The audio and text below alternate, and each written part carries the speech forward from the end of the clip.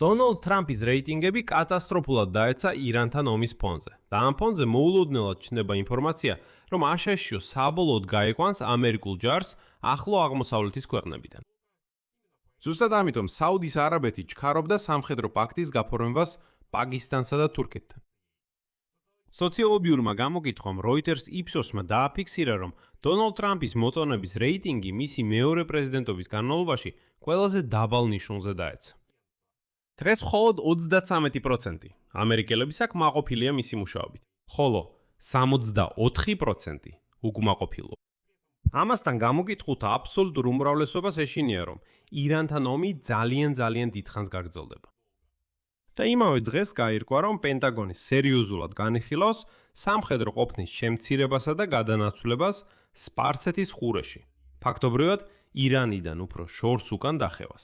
მას შემდეგ, როგორც ომმა გამოავლინა ამერიკული ბაზების მოწყვლადობა ამ რეგიონში, მაგრამ არ დაგავიწყდეთ, რომ სწორედ ამას ითხოვს ირანი ომის დასრულებისთვის. მოდით ორივე ისტორიას ერთად განვიხილოთ, რადგან ისინი ბევრად უფრო მჭიდროდ არის დაკავშირებული, ვიდრე ერთი შეხედვით ჩანს. მე ალექსეი ფეჩი ვარ. მოდით ამ თემებზე ვისაუბროთ, მაგრამ სანამ დავიწყებთ, გთხოვთ გამოიწეროთ ეს არხი, მოიწონოთ ეს გამოშვება და შემდეგ კომენტარი დატოვოთ ამ ვიდეოს ქვეშ. შეგვიძლია იქ ვიკამათოთ, თუ რამეს არ დაეთანხმებით ამ გამოშვებაში ნათქვამით. მოდით დავიწყოთ ამერიკის შეერთებულ შტატებში ჩატარებული ახალი სოციოლოგიური გამოკითხვის ციფრებით. 4-დღიანი Reuters Ipsos-ის გამოკითხვის მიხედვით, ამერიკელთა მესამედი 33% ჯერ კიდევ კმაყოფილია დონალდ ტრამპის საქმიანობით. მაშინ როცა 64% უკმაყოფილო. ამავე თვის უფრო ადრეულ გამოკითხვაში დამტკიცების მაჩვენებელი 35% იყო. ანუ, ხედავთ ვარდნას კვირიდან კვირამდე. ამჟამინდელი ნდობის დონე გათანაბრდა დონალდ ტრამპის ისტორიულ მინიმუმთან, რომელიც მისი პირველი საპრეზიდენტო ვადის დროს 2017 წლის დეკემბერში დაფიქსირდა.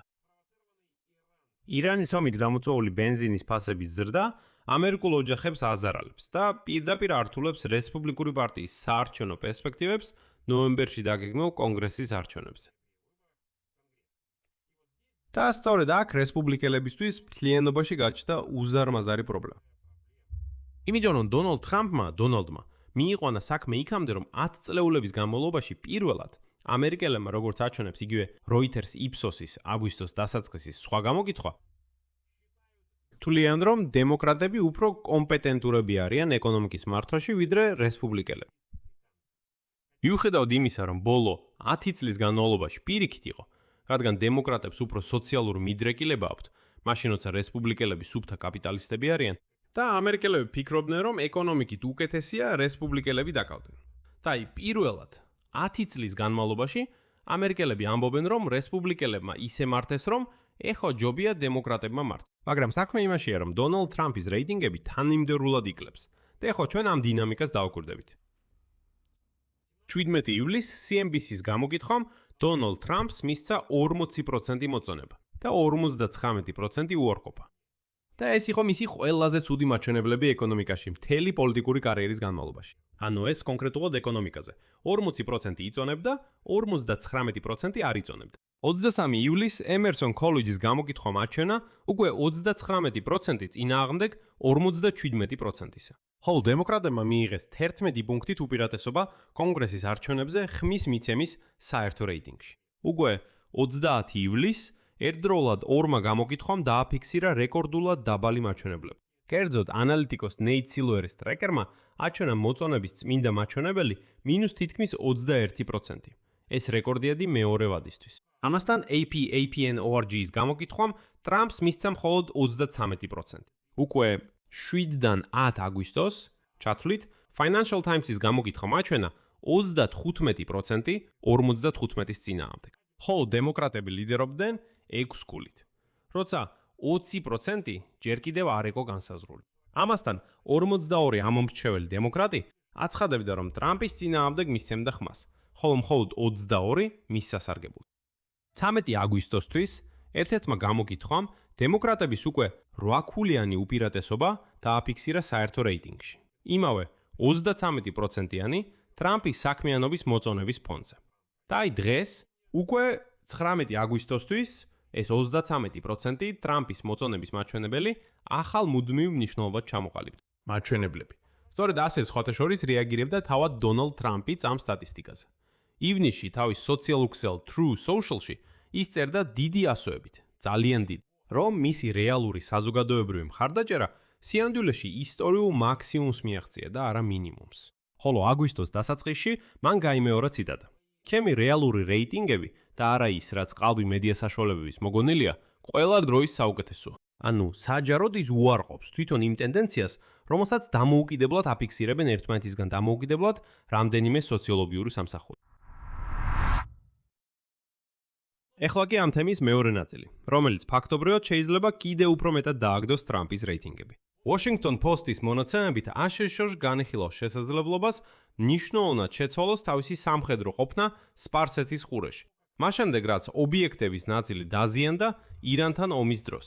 პენტაგონსა და აშშ-ის არმიის ცენტრალურ სარდლობაში სწავლობენ რამდენიმე ვარიანტს რეგიონში სამხედრო ძალების შემდგომი განლაგებისთვის. კერძოდ განიხილება ვარიანტი, რომ ზოგიერთი დაზიანებული ბაზა აღარ აღდგეს. ბაზები იმავე სახით, როგორშიც ისინი არსებობდნენ საბრძოლო მოქმედებების დაწყებამდე თებერვლის ბოლოს. ჯერჯერობით ეს არ არის თავდაცვის მინისტრ პიტ ჰექსეტის ოფიციალური განკარგულება, მაგრამ პენტაგონის ოფიციალური პირები აღიარებენ, რომ დიახ, ამ საკითხებიდან ზოგიერთზე გადაწყვეტილების მიღება მოუწევთ. და სადღაც სამხედრო ბაზები უნდა დახურონ, ზოგი უნდა გადააკეთონ, ხოლო ნაწილი ჯარებისა საერთოდ უნდა გაიყვანონ რეგიონიდან. და ერთ-ერთი განხილვადი სცენარია ამერიკული ჯარებისა და ბაზების ნაწილის გადატანა. უფრო დასავლეთით ირანიდან, რეგიონში, რომელიც მოიცავს იორდანიასა და ისრაელს. ლოგიკა ესეთია. ომმა აჩვენა ამერიკული ძალების მოწყვლადობა რეგიონში და ირანის რაკეტური პოლიგონის მნიშვნელოვანი ნაწილისგან უფრო შორს გადატანამ შეიძლება შეამციროს რისკები. თუმცა, როგორც ხედავთ, ამ პრობლემის იდეალური გადაწყვეტა არ არსებობს, რადგან ირანის ბალისტიკური რაკეტები იორდანიასა და ისრაელსაც მოხვდა. აქ კი მე გაჩვენებთ, რამდენად დიდია ის, რაც სასტორზე დევს. ჩვეულებრივ დაახლოებით 40,000 ამერიკელი სამხედრო მოსამსახურე განთავსებულია ახლო აღმოსავლეთში დაახლოებით 20 სამხედრო ბაზაზე.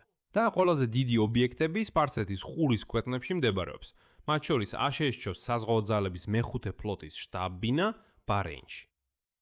და ომის დროს ვაშინგტონმა მკვეთრად გაზარდა თავისი ყოფნა. რეგიონში განათავსა ათეულობით სამხედრო გემი და ავიამზიდები ათასობით მეზღვაური. ზოგიერთი სამხედრო უკვე ასობით დღით მეთხანს იმყოფება იქ, ვიდრე თავდაპირველად იყო დაგეგმილი.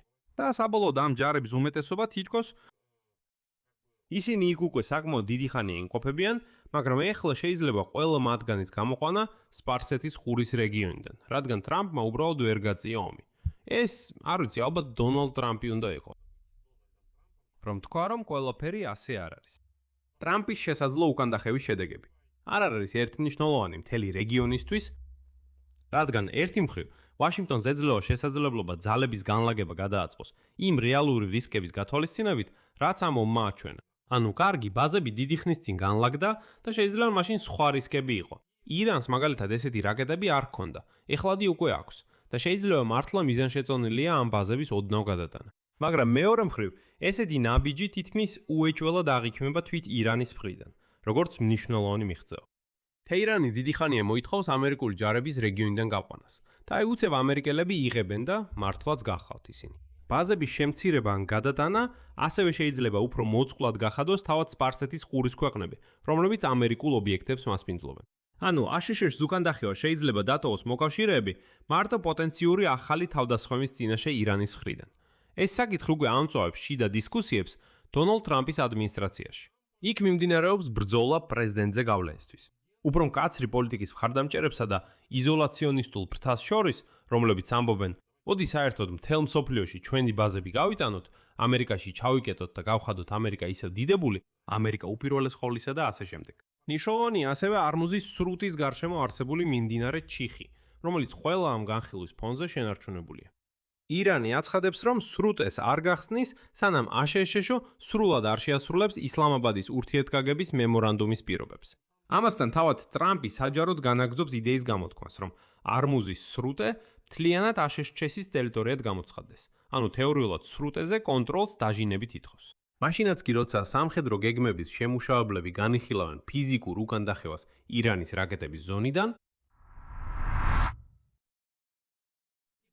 შედეგი ტრამპის რეიტინგი მნიშვნელოვნად ეცემა სწორედ ირანთან ომის გამო. ბენზინის ფასების ზრდისა და საზოგადოების შიშის გამო, რომ ომი შეიძლება გაიწელოს, რასაც რამდენიმე დამოუკიდებელი გამოკითხვა ადასტურებს მთელი ზაფხულის განმავლობაში. ჩვენ ერთად დავაკვირდით ამ ტენდენციას. ამავე დროს სამხედრო ხელმძღვანელობა პარალელურად განიხილავს წინწასული პოზიციებიდან უკანდახევას სპარსეთის ყურეში. აღიარებენ, რომ ომმა გამოავლინა ამერიკული ძალების რეალური მოწყვლადობა რეგიონში. გამოდის, რომ ეს არის ორმაგი უკანდახევა. პოლიტიკური, რომელიც პროცენტული პუნქტებით იზომება ნოემბრის კონგრესის არჩევნებამდე. და ფიზიკური, რომელიც იზომება კილომეტრებით. რამდენად შორს არის ბაზა ირანული რაკეტებისგან. და როგორც მივხვდით, ორივე ეს უკანდახევა ერთსა და იმავე დაუსრულებელ და არაპოპულარულ ომშია ფესვგადგული, რომელსაც თავად ტრამპი მაინც ძალიან პოპულარულად მიიჩნევს. აქ სამწერილს დავსვამ, თქვენი აზრი და დასკვნები კომენტარებში დაწერეთ ამ გამოშვების ქვეშ. გამოიწერეთ არხეინ და აწკაპუნეთ ზარზე და არ დაგავიწყდეთ ლაიკის დაჭერა. ამით ყველაფერი დასრულდა, იზრუნეთ საკუთარ თავზე, ყველას დროებით. გაგრძელება.